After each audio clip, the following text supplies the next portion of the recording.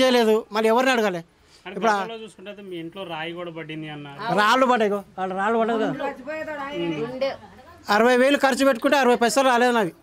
నా సామాన్ మొత్తం ఎవరు లీడర్గా లేడు, బోర్డర్గా లేడు, ఎవరికైనా అడగాలి. రాయి కొట్టించి నేను బయటికి వేపిస్తే ఏం చేసిండ్రు? రాయి కొట్టించినావా అనికేసి కొట్టిన రాయి తీసుకు పనుకొచ్చిండ్రు. కొట్టిన రాయి నేను పైసలు పెట్టి కొట్టించి నా పెన్నం పిల్ల ఉపాసం ఉంది అడగపోయి, కానీ రాయి కొట్టించినావా?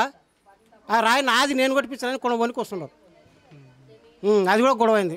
కనీసమైన అప్పుడు పట్టించుకోకుండా ఇప్పుడు ఈ ప్రభుత్వాన్ని పట్టించుకొని మాకేమైనా కళ్ళు తెరిస్తే కొంచెం బాగుంటుంది. ఏం తీర్చిండు? నాకు ఏమన్నాడే కొత్త పింఛన్లు పెట్టుకోరు అని అన్నాడు, కొత్త పింఛన్లు రాసుకోరు అన్నాడు. ఆపరేషన్ అయింది, రాడుంది బాగా, ప్రతి దాంట్లో రాస్తుండ. నేను రాస్తుంటే ఏమంటారు, ఆడ ఆఫీస్కి పోతే ఏమంటే తెడుతుంది బోరి 2,000 ఇస్తాడు తెచ్చుకోపోరే అంటాడు. నీకు ఆఫీస్లో ఇవ్వలేనప్పుడు ఇంకా మా బస్సుకి ఏం పట్టించుకుంటున్నావు చెప్పు?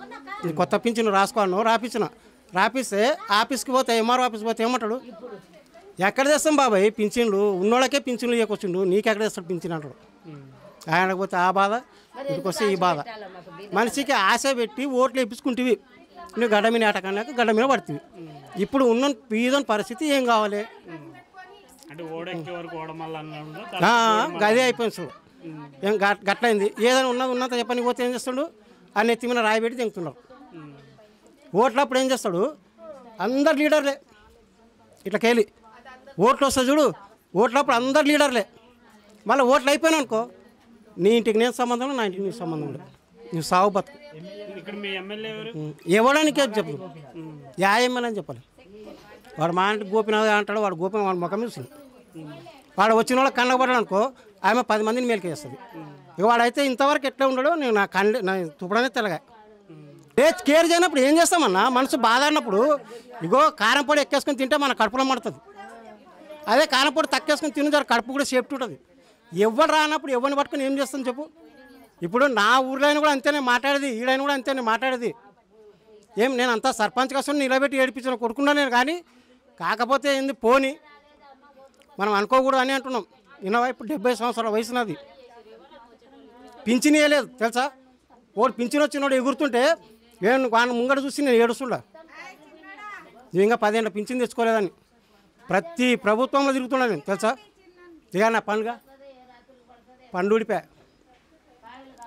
అంటే నాకు కవరేం బట్టి నేను పింఛన్ ఇచ్చి పెడతానా? వస్తుందంటే ఎవరైనా తీసుకుంటాం కదా, గవర్నమెంట్ సొమ్ము తీసుకోమా? ఏడైచ్చిండు చెప్తున్నా, నేను చెప్తున్నా ఏడైచ్చిండు. ఎవరికి ఇచ్చిండు పింఛన్? ఇచ్చిండు ఆ పింఛన్ మొత్తం ఇటకెళ్ళి కరెంట్ ఫ్రీ అంటున్నాడు. ఇదే రేవంత్ రెడ్డి కరెంట్ ఫ్రీ అంటున్నాడు. ఎవరికి 2 చేస్తున్నాడో 3 చేస్తున్నాడో వాళ్ళు ఏం చేస్తే 10 మంది పోగు చేస్తున్నారు. మాది ఫ్రీ అయింది, మాది ఫ్రీ అయింది, మాది ఫ్రీ అయింది, మాది ఫ్రీ అయింది అంటున్నారు. కట్టేటోడు కడతానే ఉన్నాడు కరెంట్ బిల్లు.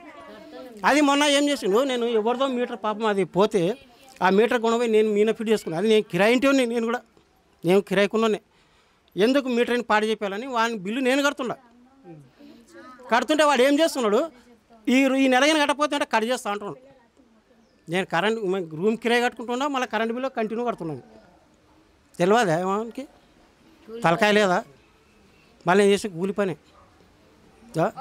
కనీసమైన మళ్ళీ మా పొద్దుటి చాదాతే మళ్ళీ సాయంత్రం చాదా అని లేవుతుంది మా తొన్నాం. కరెంటు మనకు కావాలి, అది మెయిన్ పాయింట్ అని తెస్తాం మేము. అసలు